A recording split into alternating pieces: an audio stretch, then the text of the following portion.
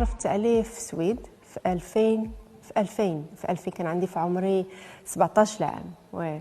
وصراحه النيه ديالتي باش ناخذ اوتوغراف في ليكيب. ديك الساعه كان في كوفنتري سيتي في البريمير ليغ في الانجليز. كان ديك الساعه كان كيلعب مع ماغنوس هيدمان جول كيبر لي في السويد، وحجي مصطفى حجي ويوسف. صراحه داكشي ديال بكري ماشي بحال ديال دابا. مهم عطاني اوتوغراف وعطيت له نمره التليفون ديالي كنسولها وهضرنا ياكي. وديك الساعه كان قال لي اجي نعرض عليك في الانجليز. قلت ليه لا، حنا راه ما يمكنش، خصك تمشي اترافيرس والديا. صافي ديك الساعه سبحان الله كانت في الفيفري باقي عاقله. هضر مع بابا الله يرحمه وماما الله يرحمها حتى هي هضر معاهم. وفي ماي جا السويد باش تعرفنا